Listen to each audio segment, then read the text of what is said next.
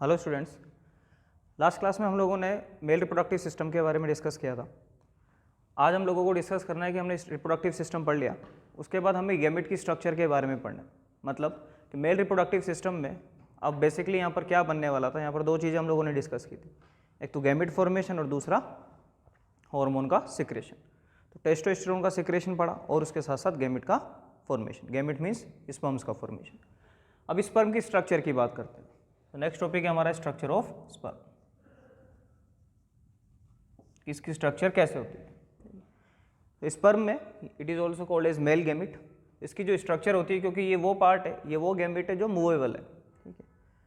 अब mail reproductive system में से जब गैमेट्स का फॉर्मेशन होता है, उसका इजोकुलेशन होता है, तो इन्हें अब ओवा तक पहुंचना होता है। तो ओवा तक पहुंचने के लिए, फर्टिलाइजेशन को कंप्लीट करने के लिए, ये एक ऐसा गैमेट है कंपैरेटिवली टू ओवा कि जो मूव करता है। इसकी जो स्ट्रक्चर होती है थोड़ी सी इलोंगेटेड स्ट्रक्चर होती है। तो यहाँ पर एक तो न्यूक्लियस होगा,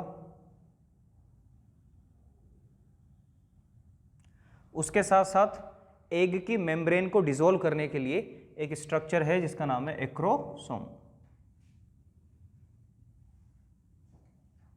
एक स्ट्रक्चर है जिसका नाम है एक्रोसोम।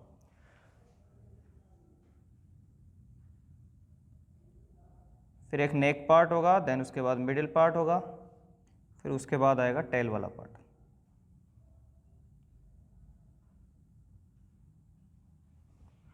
यहाँ पर ये वाला पार्ट है न्यूक्लियस, उसके बाद यहाँ पर होगा नेक वाला पार्ट जिसमें सेंट्रोसोम्स होते हैं, सेंट्रोसोम होगा। इसके बाद मिडिल वाला पार्ट जहाँ पर स्पाइरल फॉर्म में माइटोकॉन्ड्रिया प्रेजेंट होगा। क्योंकि ये मूवेबल पार्ट है तो एनर्जी की रिक्वायरमेंट होगी, इसलिए यहाँ पर एक माइटोकॉन्ड्रिया वाली स्ट्रक्चर भी एक्सेस अमाउंट में होती है।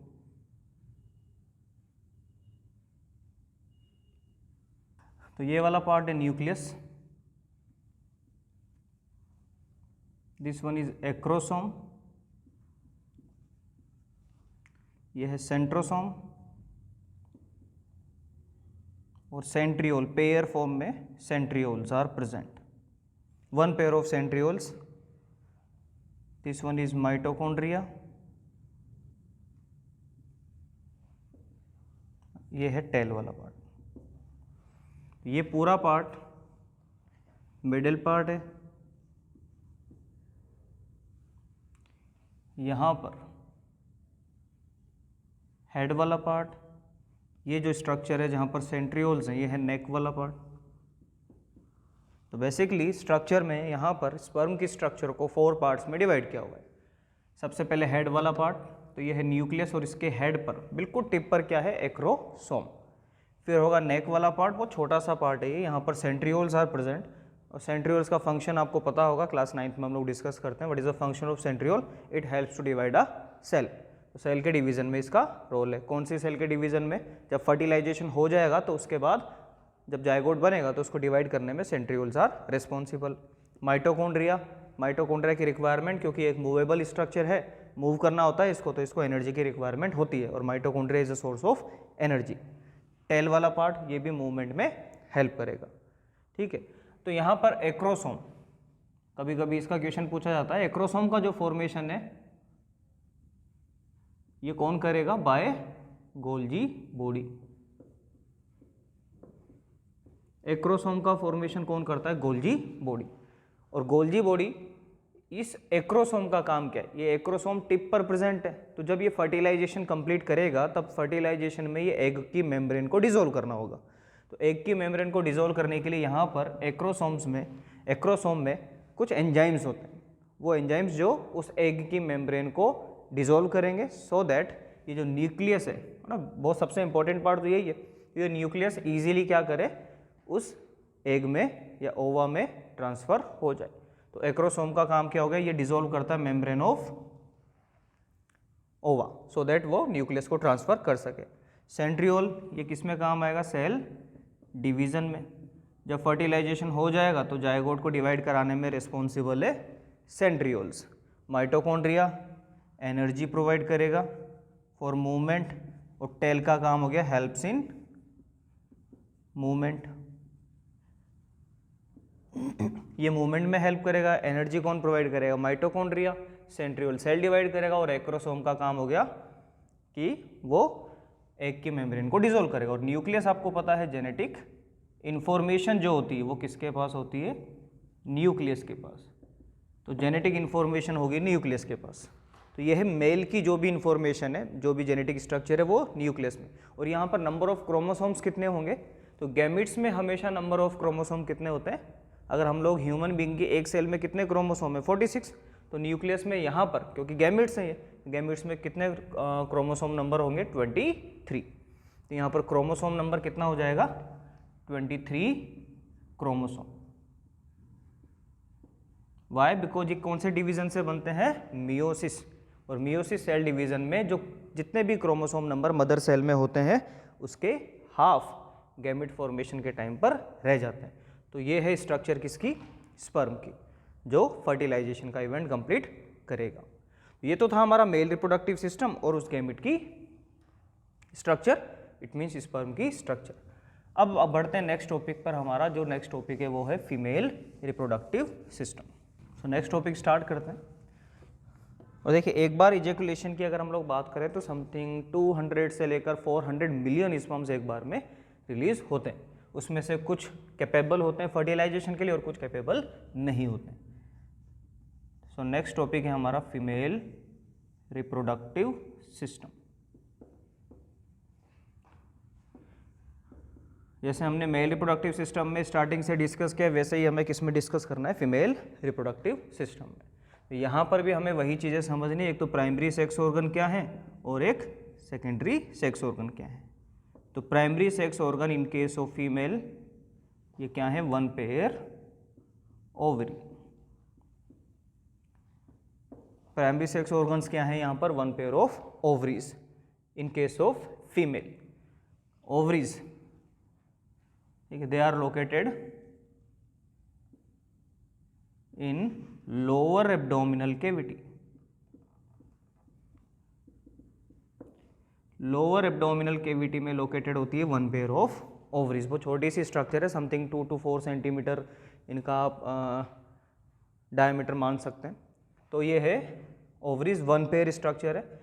अब ये प्राइमरी सेक्स ऑर्गन है तो इनका काम क्या हो गया, इनका काम हो गया 2 चीज़ें, वही जो हम लोग पहले भी डिस्कस कर चुके हैं। प्राइमरी सेक्स ऑर्गन का मतलब होता है ऐसे ऑर्गन्स जो हार्मोन का भी सिक्रेशन करे और जो गैमिट का भी फॉर्मेशन करे। तो यहाँ पर काम क्या हो गया इसका, गैमिट फॉर्मेशन। अब आप गैमिट को क्या बोल सकते हो यहाँ पर, ओवा फॉर्मेशन या ovum, as well as secretion of 2 hormones. कौन कौन से, एस्ट्रोजन एंड प्रोजेस्टेरोन। ये 2 हार्मोन का भी सिक्रेशन कौन करता है, ओवरीज। तो ओवरीज 1 पेयर ओवरीज हैं लोकेटेड लोअर एब्डोमिनल रीजन में। यहाँ पर इनका काम हो गया 2 हार्मोन का सिक्रेशन करना as well as gamete formation, इसका मतलब ओवा का फॉर्मेशन करना। यह है primary sex organs.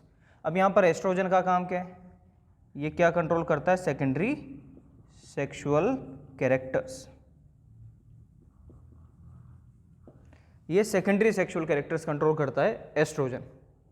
And progesterone, it is also called as pregnancy hormone,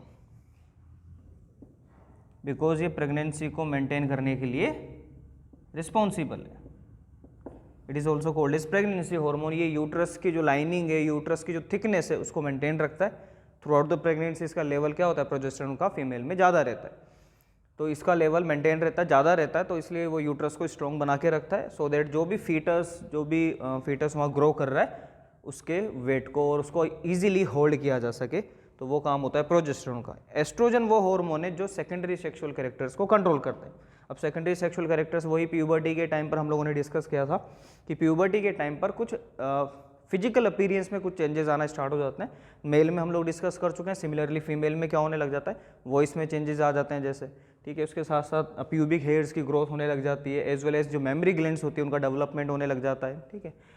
pelvic bones थोड़ा सा लार्ज कर जाती है। इस तरीके से जो भी चेंजेस आना स्टार्ट होते हैं बिकॉज ऑफ एस्ट्रोजन हार्मोन। और प्रोजेस्टेरोन वो प्रेगनेंसी के टाइम पर उसका लेवल मेंटेन रहता है, सो दैट वो यूट्रस को स्ट्रॉन्ग बना के रखता है, ठीक है। अब एक चीज़ बड़ी इंपॉर्टेंट है कि जो भी ओवा फॉर्मेशन जिनकी हम बात कर रहे हैं ये वाली, ये ओवा फॉर्मेशन, ओवरीज में जो ओवा बनते हैं ये एक्चुअली जब फीमेल अपनी एम्ब्रियोनिक कंडीशन में होती है, जब वो खुद अपनी मदर के वोम में थी, तब की बात कर रहे हैं, तब ओवरीज में सभी ओवा उस फीमेल में पहले ही बन चुके होते हैं।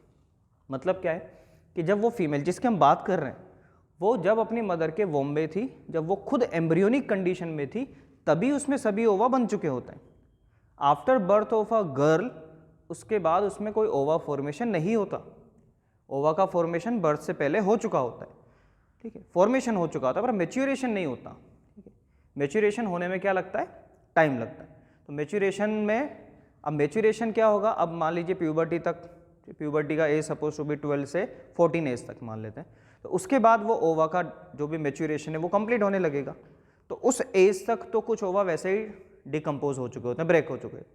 उसके बाद कुछ लिमिटेड अमाउंट ऑफ ओवा बचते हैं प्यूबर्टी के टाइम पर, वो भी धीरे धीरे रिड्यूस होते होते हैं, डिकम्पोज हो रहे होते हैं, डिजनरेट हो रहे होते हैं।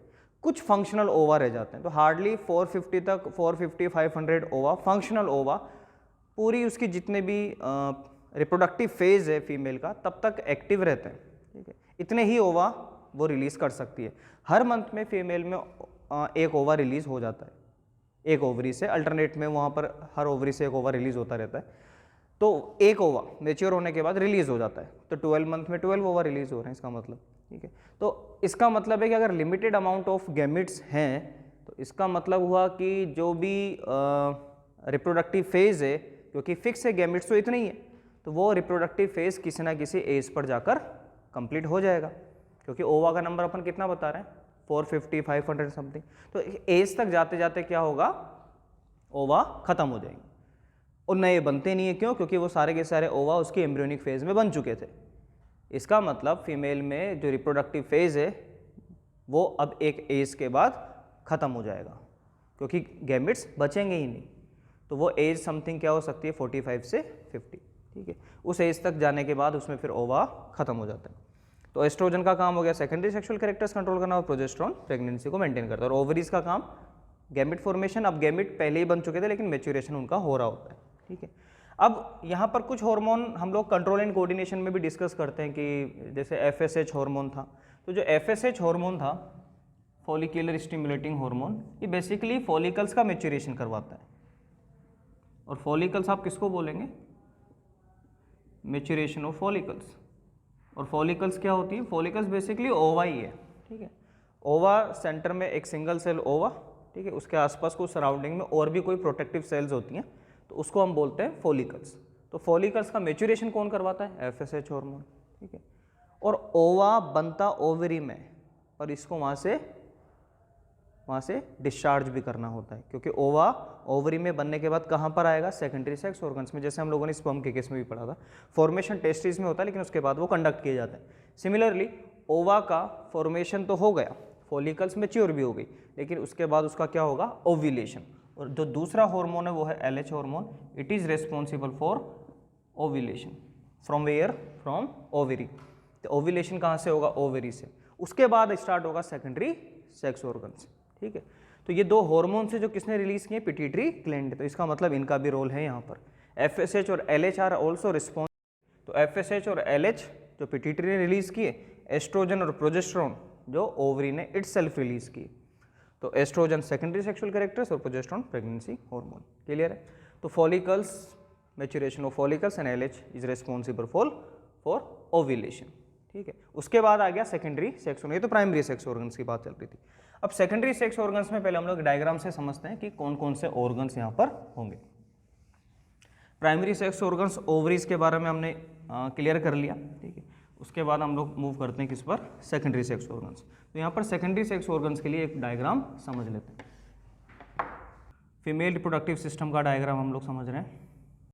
हेलो स्टूडेंट्स, लास्ट क्लास में हम लोगों ने मेल रिप्रोडक्टिव सिस्टम के बारे में डिस्कस किया था। आज हम लोगों को डिस्कस करना है कि हमने रिप्रोडक्टिव सिस्टम पढ़ लिया, उसके बाद हमें गैमेट की स्ट्रक्चर के बारे में पढ़ना है।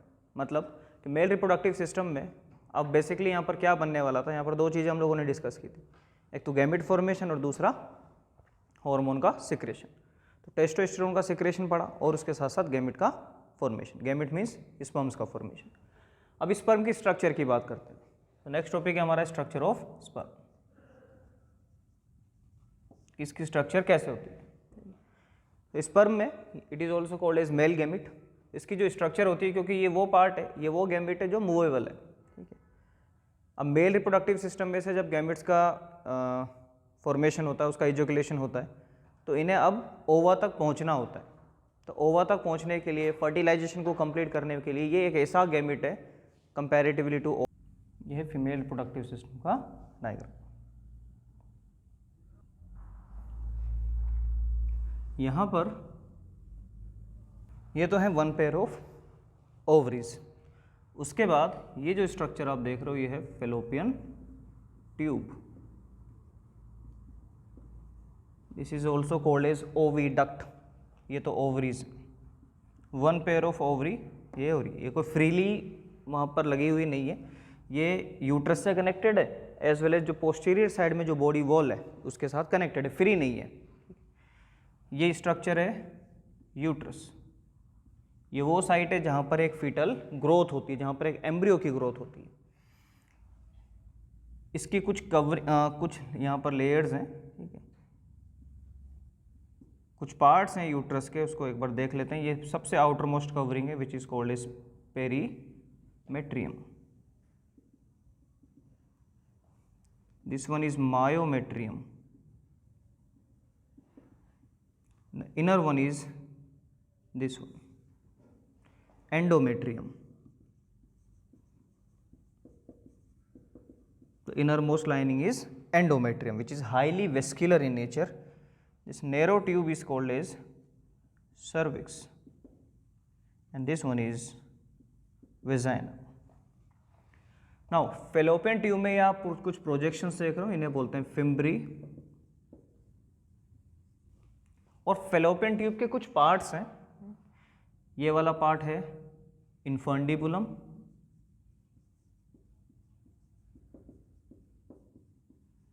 This broaden part is called as ampulla, and this narrow part is called as isthmus. ये है structure of female reproductive system.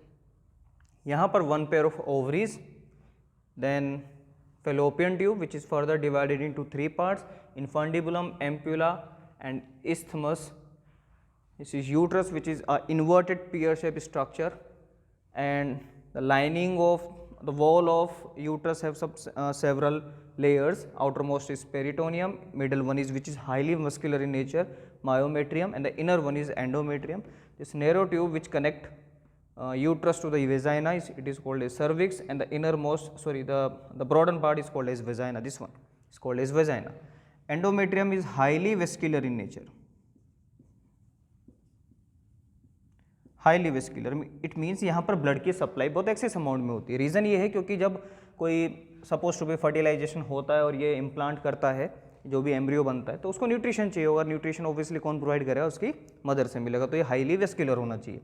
Myometrium muscular layer है, lots of smooth muscles are found in myometrium, so that at the time of birth of baby, even to hold the weight of the baby, जरूरी है कि ये बहुत strong होना चाहिए। And birth के time पर इसमें सीवियर कॉन्ट्रैक्शन भी कोज होते हैं, सो दैट बच्चे को यहाँ से एक्सपेल्ड आउट किया जा सके। ओवरीज का काम मैं आपको बता चुका हूँ। अब वन बाय वन स्ट्रक्चर देखते हैं। सबसे पहले हम लोग पढ़ते हैं, ये सब सेकेंडरी सेक्स ऑर्गन्स है, लाइक फेलोपियन ट्यूब।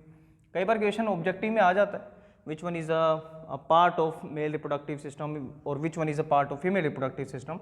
तो fallopian tube secondary sex organ है, ओवरीज प्राइमरी सेक्स ऑर्गन है, यूट्रस सेकेंडरी सेक्स ऑर्गन है, सर्विक्स और वेजाइना ये भी सेकेंडरी सेक्स ऑर्गन है। क्लियर है। अब यहाँ पर ये जो स्ट्रक्चर है, फिंगर लाइक प्रोजेक्शन, जो ओवरीज के ऊपर है, इनका काम होता है टू ग्रैब द ओवा, टू कैच द ओवा, क्योंकि ओवा यहाँ से रिलीज होगा, ओवा यहाँ से रिलीज होगा, तो उसको सक्सेसफुली कैच करने के लिए जरूरी है कि वो यहाँ इंट्रोड्यूस हो जाए फेलोपियन ट्यूब में, तो वो यहाँ आ जाएगा ओवा। उसके बाद अगर फर्टिलाइजेशन होता है और स्पर्म्स यहाँ तक पहुँचते हैं, तो स्पर्म्स को यहाँ तक आना होगा, ठीक है, यहाँ तक, ये जो फेलोपियन ट्यूब तक पहुँचना होगा, सो दैट फर्टिलाइजेशन का इवेंट कंप्लीट हो।